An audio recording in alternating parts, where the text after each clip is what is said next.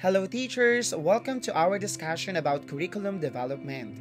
At sa araw na ito, ang ating tatalakayin ay patungkol sa definition at iba't ibang uri ng curriculum na dapat nating malaman bilang isang guro. Kung kaya't ang ating talakayan ay umiikot sa iba't ibang uri ng curriculum na ating ginagamit at dapat na ating nalalaman upang higit nating mapagtibay ang ating pagtuturo sa loob ng ating paaralan. At higit lalo, ang magkakaroon tayo ng malawak na kaalaman kung ano nga ba ang curriculum. Kung kaya't simulan natin ang ating talakayan. Kung kaya't narito ang ating mga layunin para sa araw na ito. Ang una ay distinguish the definition and kinds of curriculum. Ikalawa, value the importance of curriculum in teaching learning process by giving examples of curriculum na ating ginagamit sa ating pagtuturo. Higit lalo ang paggamit ng textbook, ang paggamit ng iba't ibang mga instructional materials na makakatulong upang higit natin mapaigting ang ating pagtuturo at ang kaalaman ng ating mga mag-aaral. At ang panghuli, give an example of curriculum that are used in the classroom.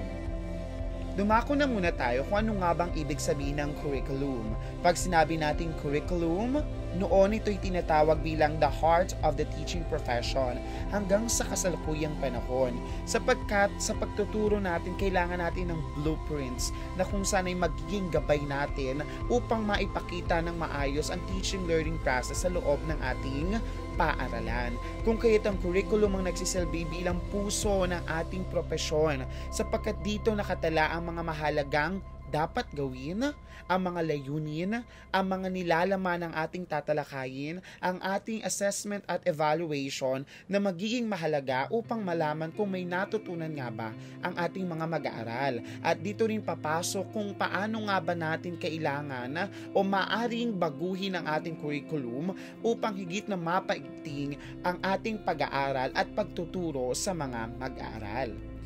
Ito rin ay binigyan ng definisyon ni Pratt taong 1980. Sinabi niya na ang curriculum ay isang written document that systematically describes goals planned, objectives, content, learning activities, procedures, and so forth. So sa madaling salita, ang curriculum ay parang naglalaman ng isang lesson plan na kung saan nakatala yung mga dapat mong matamo sa araw na ito o sa buong taon o maaring sa buong academic year o maaring sa mga susunod pang academic year.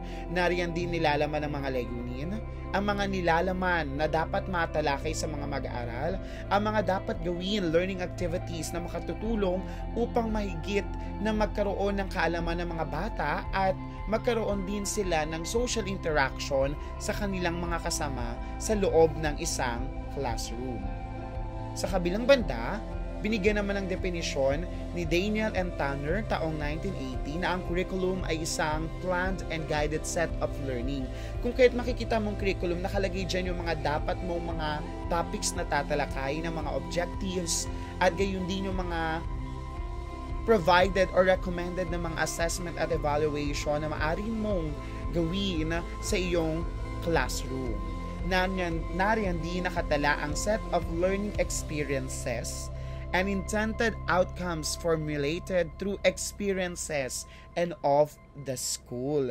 Kung kaya't nariyan din yung mga karanasan na ginamit upang higit na mapag-igting ang pagtuturo sa ating mga mag-aaral. Sa kabilang banda, ang curriculum batay naman kay Haas taong 1987, it includes all experiences of the learner to achieve broad goals and related objectives in planned framework. So, ibig sabihin, pinapakita dito ni Haas sa curriculum na dapat dito ay nakapaloob ang mga layunin o yung mga goals na dapat na matamo sa isang mag-aaral. Gayon din yung mga objectives. Halimbawa, bilang isang guro, kailangan na maipakita mo rito sa curriculum yung mga dapat na matamo ng isang mag-aaral.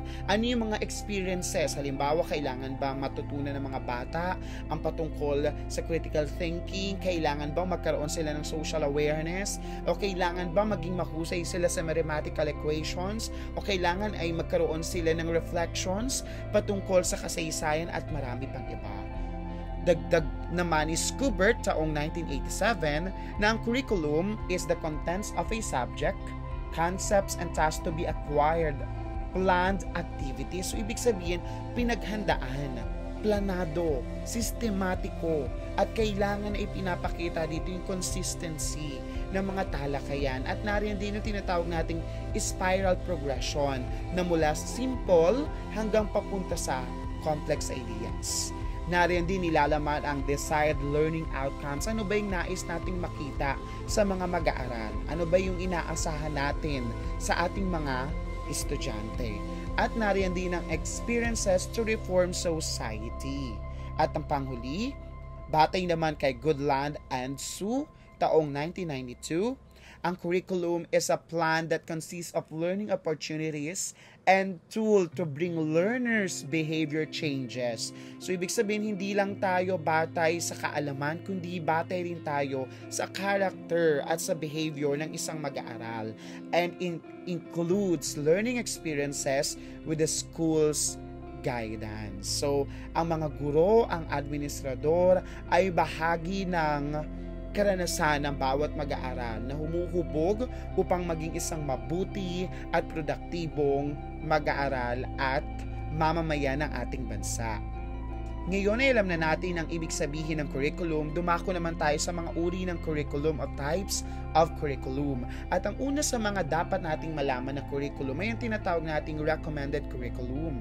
Pag sinabi nating recommended, ibig sabihin ito ang isa sa mga dapat nating pagbatayan ng ating mga ginagawa sa ating classroom. Ang halimbawa ng recommended curriculum ay itong mga pinibigay ng pamahalaan. Halimbawa, sa kasalukuyang panahon ay meron tayong Department of Education matatag curriculum. O maaari naman sa college ay meron silang order mula sa Commission on Higher Education, mga memorandum. At maaari naman sa bahagi ng TESDA ay nagkakaroon sila dito ng mga policy, standards, and guidelines. Ang recommended curriculum ay siyang pinagbabatayan natin ng ating maaring gawing lesson plan. At dito tayo kumukuha ng mga competencies na dapat nating matamo matapos ang ating isang buong taon o maaring sa kalahati ng ating semester. Matapos na malaman natin ang patungkol sa recommended curriculum, tayo namang mga guro ay gagawa ng ating written curriculum na kung saan ay maaring nasa forma ng syllabi o syllabus na nasa or para sa kolehiyo. Nariyan din ang paggawa natin ng mga modules na kung saan ay nilalaman ang mga nagiging talakayan at ang mga discussion patungkol sa magiging talakayan sa klase. Nariyan din ang paggawa natin ng lesson plan, daily plan, at marami pang iba na kung saan ay nagsisilbi bilang ating gabay sa pagtuturo. At isa rin sa written curriculum na ating ginagamit ay ang mga libro o mga references na magsisilbi bilang tagapagtaguyod ng ating kaalaman at magiging bahagi ng ating talakayan sa klase. Ang mga libro ay tunay na mahalaga sapagkat ito ang mga nagsisilbi bilang instructional materials. At sa kasalukuyang panahon, ang mga libro ay naglalaman na ng iba't ibang mga bahagi nang naroon na ang mga dapat nating gawin, yung motivation, yung talakayan, layunin, yung discussion patungkol sa topic, nariyan na rin ang assessment, nariyan na rin ang patungkol sa career orientation na kung saan ay nagiging bahagi ng malawak na kaalaman ng mga mag-aaral. Matapos nating mapaghandaan ang mga bagay sa loob ng classroom, narito naman ang tinatawag nating taught curriculum na kung saan ay tumutungo patungkol sa teachers' teaching styles. Iba't iba tayo ng pamamaraan ng pagtuturo, iba't ibang paraan kung paano natin ibinibigay ang kaalaman sa ating mag-aaral. Pero sa kasalukuyang panahon, higit na binibigyan ng pansin ang outcome-based education or OBE, binibigyan din ng panahon o pagkakataon ng pagtuturo sa pamamagitan ng learner-centered approach. At ibinibigyan din natin ng pagkakataon ng mga mag-aaral na sila mismo ay matuto mula sa kanilang mga karanasan at hindi na yung teacher banking system. Bahagi rin ng taught curriculum ang pagkakaroon ng students' learning styles. Iba't ibang pamamaraan kung paano natututo ang ating mga mag-aaral, maaring sa paraan ng visual, auditory, physical, verbal, logical, social, and solitary. Kung kaya't binibigyan ng pagkakataon yung collaboration learning kaysa competition sa bawat isa. Narito rin ang iba't ibang teaching styles. Maaring ikaw ay isang lecturer, demonstrator, hybrid, maaring facilitator o delegator. Nariyan din bilang isang types of curriculum ang learned curriculum. So ito naman ay tumutukoy sa natutunan ng mga bata sa loob ng classroom.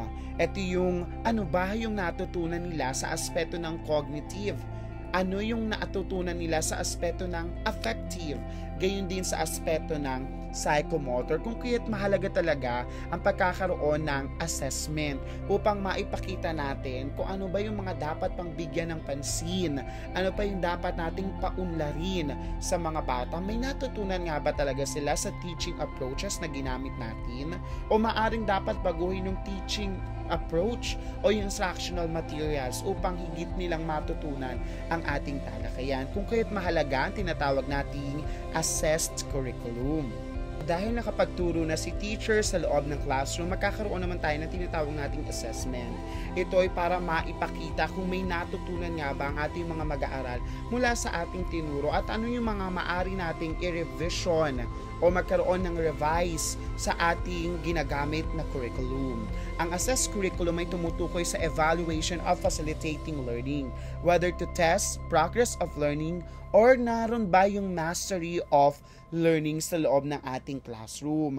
Maraming uri ng assessment, maaring ang subjective type o maaring objective type. Tinitest natin yung lots at yung hats ng mga bata, yung lower order thinking skills at yung higher order thinking skills. Kung kaya't gumagamit tayo ng Bloom's Taxonomy upang higit natin mabigyan ng pansin, ano nga ba yung kakulangan sa mga bata at paano natin higit na mapag-iigting yung mastery of learning. Hindi lamang natin ina-assess dapat yung cognitive mind, kundi pati yung aspeto ng affective at yung psychomotor to make and to produce holistic students. At ang panghuling uri naman ng curriculum ay yung tinatawag nating hidden o impact curriculum na kung saan ay tumutukoy sa impluensya ng mga kaibigan, peer influence, influence of the friends, ang maaari ring societal pressure o maaring yung school environment, yung ambience. Kung ang klase ay hindi